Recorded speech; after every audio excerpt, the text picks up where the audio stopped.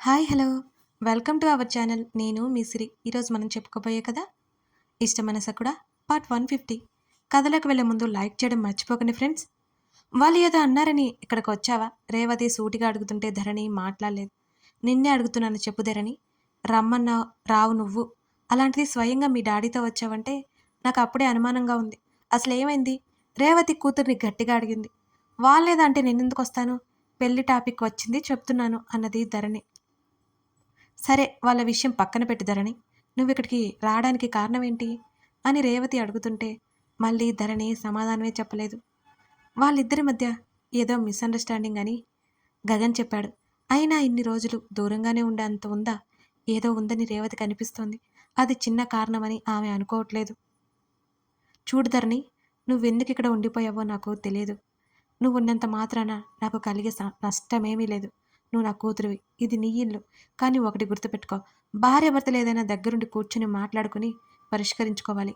అంతేకాని దూరంగా ఉండి కాదు. దూరంగా ఉంటే ఆ దూరం అలాగే ఉండిపోతుంది అని.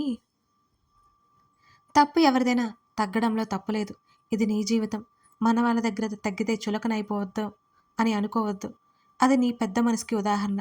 అవతల వాళ్ళని క్షమించేశాననుకో అని కూతురు చెంప తట్టి, నీకు మనసులో దాచుకుని బాధపడాల్సిన అవసరం లేదు. నీకు నీ తల్లిదండ్రులున్నారు. ఈ విషయం గుర్తుపెట్టుకో అని చెప్పి రేవతి అక్కడి నుంచి వెళ్ళిపోయింది. ఆఫీస్ నుంచి ఫ్రెష్ అయి వచ్చాడు గగన్. బాల్కనీలో ధరణి అలికిడి వినిపిస్తుంటే అటువైపు నడిచాడు. ఒక చెయ్యి రైలింగ్ మీద పెట్టి మరొక చెయ్యి నడుం మీద పెట్టుకుని దూరంగా ఎటో చూస్తూ కనిపించింది Dharani. Cream colour top, brown colour trouser. ఆమె జుట్టంతా పైకి కొప్పు పెట్టి ఉంది. గగన్ ఆమె వెనక ఆమె మెడ దగ్గర చూపుడు వెలితో బొట్న వెలితో పట్టేసుకుని నొక్కాడు. ఒక్కసారిగా ఉలిక్కిపడి అరిచింది ధరణి. ఆమె మామూలుగా నిలబడి అతని వైపు గుర్రుగా చూసింది. ఆమె చుట్టూ చేయేసి దగ్గరికి లాక్కున్నాడు అతను. చుక్కలు లెక్క పెడుతున్నావా అంటున్న అతని మాటలకు ధరణికి నవ్వొచ్చింది. కాదు చూస్తున్నా అంటూ తన్ని చుట్టేసిన అతని చేతిని పట్టుకుంది. ఏం చూస్తున్నావు అని అడిగాడు. అటు చూడు అంత దూరంగా ఆకాశం వైపు చేతిని చూపించింది. అతను చూశాడు. అతనికి ఏం చూడాలో తెలియలేదు మరి. ఏముందక్కడ అని గగన్ అడిగాడు ఆమె ముఖంలోకి చూస్తూ. నువ్వు ఫారెన్లో ఉన్నప్పుడు ఇలా ఆకాశంలో వెళ్ళే ఫ్లైట్ చూస్తూ నువ్వు వచ్చేస్తావు అనుకునేదాన్ని అంటున్న ఆమె మాటలకు మొదట విచిత్రంగా చూసినా నెమ్మదిగా అతని పెదవుల మీదకి నవ్వు మెరిసింది. మెంటల్ అంటూ అతని తలతో ఆమె తలని సున్నితంగా తట్టాడు. అలా అనిపించేది నాకెందుకో అంటూ ధరణి మళ్ళీ చూపులటి వైపుకి తిప్పింది. ఇంకేమనిపించేది? ఆమె భుజం దగ్గరే ఉన్న చెయ్యి నెమ్మదిగా ఆమె నడుం మీదకి చేర్చాడు అతను. అంటే ఆమె ఆలోచిస్తుండగానే అతని ముఖం ఆమె మెడవంపులోకి చేరిపోయింది. ఇక అంతే అంటూ అతని ముఖాన్ని అటు ఇటు అనడంతో గిలిగింతలు పుట్టి ఆ మాటలు ఆపేసింది ధరణి. మెత్తగా ఉన్న ఆమె దేహాన్ని తన వైపుకు లాక్కుంటూ ఆమెతో పాటు సోఫాలో కూలబడ్డాడు అతను. అక్కడున్న లైట్ ఆఫ్ చేసింది ధరణి. ఎందుకన్నట్టు ఆమె వైపుకు తల తిప్పి చూశాడు. వెన్నెలుంది కదా అంటూ ఆమె చిన్నగా నవ్వింది. సోఫా రెక్కకి ఆనుకుని కూర్చున్న అతని ముందర కూర్చొని తల అతనికి ఆనించేసింది.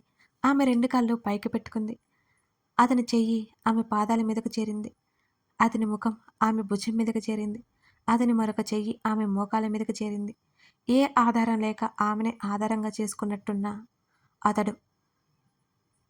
నువ్వు ఎందుకు అక్కడే ఉండిపోయావు ధరణి అడుగుతుంటే. ఎక్కడా అని అడిగాడు. అక్కడే అనగానే ఆమె వైపు కళ్ళు చిన్నవి చేసి చూశాడు. ధరణి నవ్వింది. ఫారెన్లో నీకు ఫ్రెండ్స్ ఉన్నారా ధరణి అడిగింది. అక్కడ అంటూ ఒకరిద్దరు అంతే. హర్ష వాళ్ళు ఉన్నారుగా అన్నాడు గగన్. అతన్ని నేనెప్పుడు చూడలేదే. ఎప్పటి నుంచి తెలుసు అని అడిగింది ధరణి. ఎప్పటినుంచో, నా చిన్నప్పటి నుంచి. అతను అలాగే కళ్ళు మూసుకొని ఆమె మీద వాలిపోయి మెల్లిగా సమాధానం చెబుతున్నాడు. అతని వైఫ్ కూడా తెలుసా నీకు? లేదు, మేమిద్దరం స్టడీస్ కోసం వెళ్ళినప్పుడు అక్కడ పరిచయంగా వేద అని అన్నాడు. ఆ తర్వాత ధరణి ఉత్సాహంగా అడిగింది అతన్ని. ఏంటి ఆ తర్వాత? మొత్తం చెప్పొచ్చు కదా, అడిగిన వాటికి మాత్రమే చెప్తావు అని అలకగా అంది ధరణి. ఏం చెప్పాలి అర్థం కానట్లు చూశాడు అతను. అదే వాళ్ళిద్దరూ లవర్స్ ఎప్పుడయ్యారు, పెళ్ళెప్పుడు చేసుకున్నారు అని అడిగింది ధరణి. అతడు చిన్నగా నిట్టూర్చి ఆమెను వదిలి వెనక్కి వాలాడు. టక్కున అతని వైపు తిరిగి కూర్చొని చెప్పు చెప్పు ప్లీజ్ అన్నది ధరణి. అక్కడే ఇద్దరికి పరిచయం. వేదకంతా సెట్ అయ్యాక అడుగు తనే చెబుతుంది అని అన్నాడు అతను. తనకేం గుర్తులేదు కదా, ఇక నాకెలా చెప్తుంది? ధరణి ముఖం ముడుచుకుంది. ఇప్పుడు నాకు చెప్పే ఇంట్రెస్ట్ లేదు మరి. అయినా వాళ్ళిద్దరు లవ్ స్టోరీ నాకెలా తెలుస్తుంది? అతను విసుక్కున్నాడు. మరి ఇంకో ఫ్రెండ్? ధరణి అతన్ని గమనిస్తూ అంది. ఎవరు? అతను చాలా మామూలుగా అడిగాడు. ధరణి కళ్ళు చిన్నవి చేసుకుని ఆలోపే మాయమైపోయింది. మామూలైపోయింది. మేఘన అనే అమ్మాయి ఆ రోజు మన ఇంటికొచ్చిందిగా అన్నది ధరణి. తను కూడా అక్కడే పరిచయం. వేద మేఘన ఫ్రెండ్స్. ఆ తర్వాత తెలుస్తాను. నీకు డౌట్స్ క్లారిఫై అయితే నేను పడుకుంటా. అతను విసుక్కున్నాడు. నెమ్మదిగా ముందుకు వంగి అతని గడ్డం మీద ముద్దు పెట్టుకుంది. అతను కళ్ళెత్తి చూశాడు. ఇంకేమైనా మిగిలిపోయాయా? అతని మాటల్లో వెటకారం ఉట్టిపడింది. ధరణి నవ్వింది. ఉన్నాయి, కానీ నువ్వే చెప్పట్లేదు అంది ధరణి. ఓఫ్, నీ బుర్రలో ఉన్న వాటికి సమాధానం ఇస్తే ఇక నా లైఫ్ సరిపోదు అంటూ అతని చేత్తో ఆమె నుదురు మీద పొడిచాడు గగన్. ఆ మాటలకి మూతి తిప్పింది. అలసిపోయావా అని అడిగింది అతని జుట్టులోకి నెమ్మదిగా వేళ్ళిపోనిచ్చి. నరేన్ చనిపోయాడనే విషయం మీద అతను ఆలోచిస్తున్నాడు. అది హర్షకు కానీ తనకు కానీ ఎటువంటి ప్రమాదం తెస్తుందా అనేది అతని ఆలోచన. కొంచెం పద, లేట్ అయింది అంటూ పైకి లేచాడు ఆమెతో పాటు. బాల్కనీ డోర్ క్లోజ్ చేస్తున్న అతన్నే చూస్తూ వెనక్కి వాలింది ధరణి.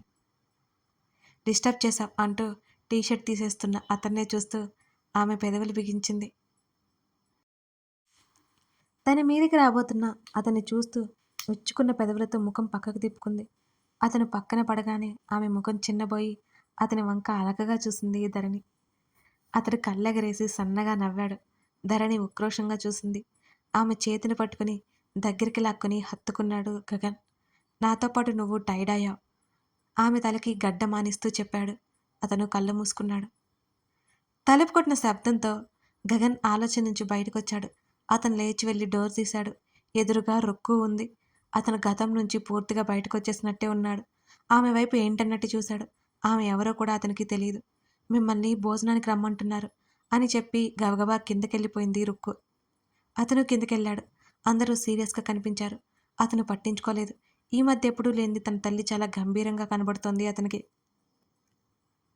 పార్వతమ్మ మౌనంగా కూర్చుని భోజనం చేస్తోంది. ప్రకాష్, మాధవి, వర్ష తండ్రి అందరూ అక్కడే ఉన్నారు. వర్ష తండ్రి ప్రకాష్ ఏదో మాట్లాడుకుంటున్నారు. అతను కూర్చున్నాడు. తల్లి భోజనం వడ్డించింది అతనికి. భోజనాలయ్యాక గగన్ నీతో మాట్లాడాలి అని మాలవిక చెప్పగానే అతనికి విషయం అర్థమైంది.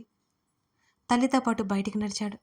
బయట కారిడార్లో ఇద్దరూ నెమ్మదిగా నడుస్తున్నారు. ఏం జరుగుతుంది? మాలవిక అడిగింది.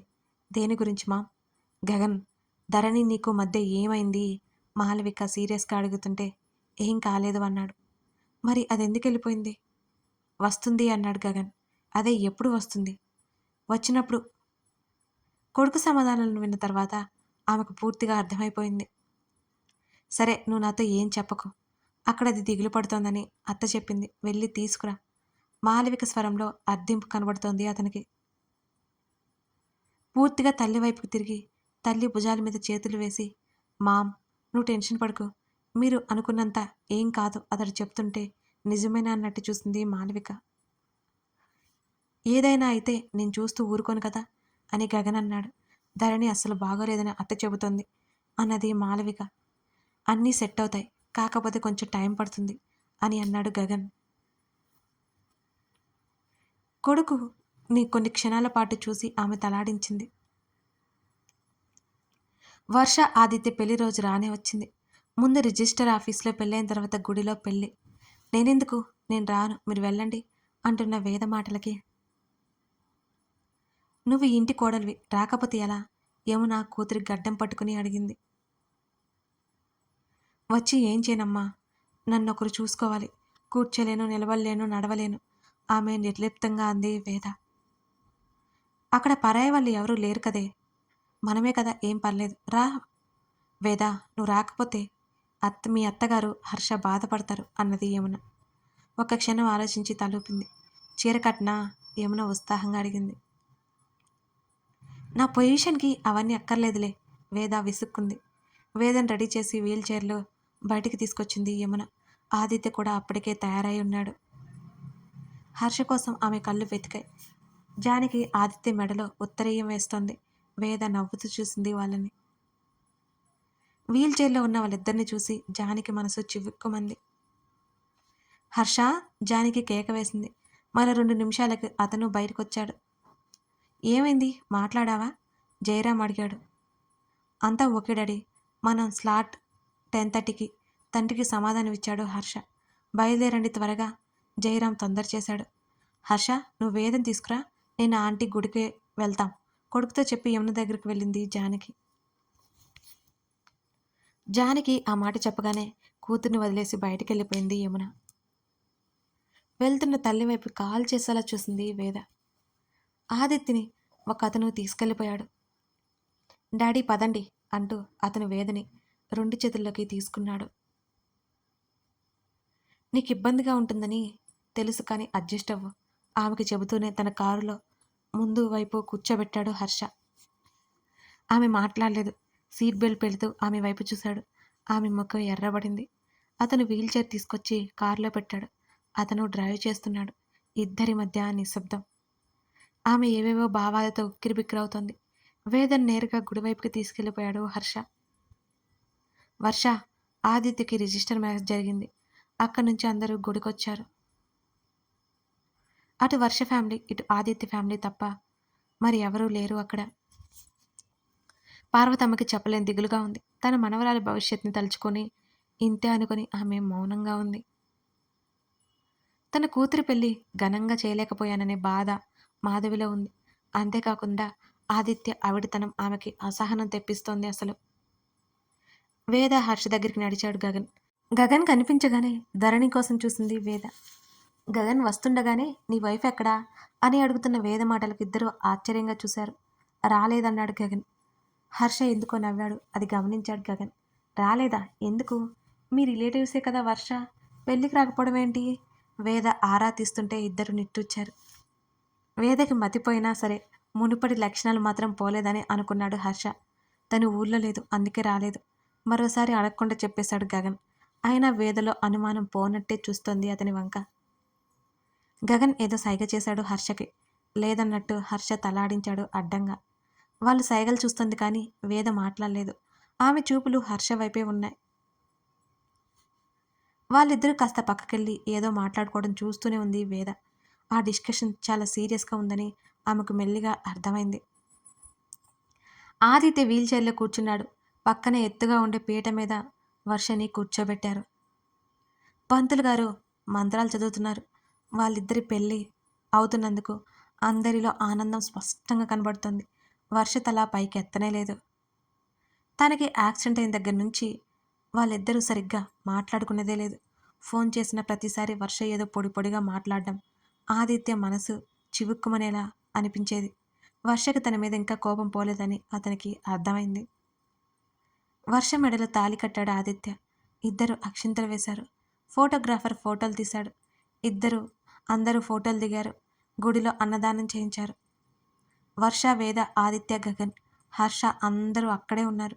యమున వేదకి భోజనం తినిపిస్తోంది. గగన్, ధరణి రాలేదేంటి? వర్ష అడుగుతుంటే వేద వింటూనే ఉంది. తను వైజాగ్లో ఉంది, రావడం కుదరలేదు. గగన్ చెప్పాడు.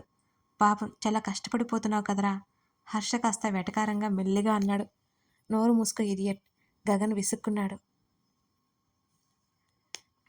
నన్ను అనేవాడివి కదరా, ఎందుకు గొడవలు వస్తాయి మీకు అని. వైఫ్ని మేనేజ్ చేయడం రాదని ఇప్పుడు మేనేజ్ చేస్తున్నావా? హర్ష నవ్వుకుంటూ కళ్ళెగరేశాడు. మోచేత్తో హర్ష పొట్టలో పొడిచాడు గగన్. వాళ్ళకు దగ్గరగా ఉన్న వేదకి ఆ మాటలు మెల్లిగా వినబడుతున్నాయి. ఒకసారి వెళ్ళి మాట్లాడి రావచ్చు కదా, హర్ష సలహా ఇచ్చాడు. గగన్ మాట్లాడలేదు. నువ్వెందుకు వెళ్ళలేదు? తింటూ తింటూ తలెత్తి చూసింది ధరణి తల్లిని. ఎక్కడికి? ఎక్కడికేంటి? వర్ష పెళ్ళికి. నాకు వెళ్ళాలి అనిపించలేదు. ఎందుకని అంటున్న కూతురు వైపు సీరియస్గా చూసింది రేవతి. తన వల్లే తన తల్లి వెళ్ళలేదని ధరణికి అర్థమైంది. ఇంతకీ నువ్వెప్పుడు బయలుదేరుతున్నావు? రేవతి అడుగుతుంటే ధరణికి కోపం వచ్చింది బాగా. నేను ఇక్కడ ఉండొద్దా అని అడిగింది. ఉండొద్దని నేను చెప్పలేదే. మరి నువ్వు అడిగేది అలాగనే ఉందమ్మా. పుట్టింట్లో ఎవరు ఎక్కువ రోజులు ఉండరే. ధరణి ప్లేట్లో వడ్డిస్తూ చెప్పింది రేవతి. ఇప్పుడేంటమ్మా నీ బాధ? నన్ను ఇంట్లోంచి వెళ్ళిపోమంటావా? ధరణి తింటూనే పైకి లేచింది. ఏయ్, వేషాలు వేయకుండా కూర్చో. భోజనం ముందు నుంచి లేవచ్చా? కోపంగా అరిచింది రేవతి. నాకొద్దు. రేవతి పిలుస్తున్న ధరణి గదిలోకి వెళ్ళిపోయింది. రోజు రోజుకి విచిత్రంగా మారుతున్న కూతురి ప్రవర్తనకు రేవతికి చాలా ఆశ్చర్యంగా అనిపిస్తోంది. కథ కొనసాగుతోంది. ఒక చిన్న విషయమండి. ఇప్పటి వరకు జరిగిన ఎపిసోడ్స్లో ప్రతి ఒక్క సంభాషణ, గగన్ ధరణి మధ్య వచ్చిన మాటలన్నీ గుర్తుపెట్టుకోండి. ఫ్యూచర్లో యూజ్ అవుతాయి. Thank you.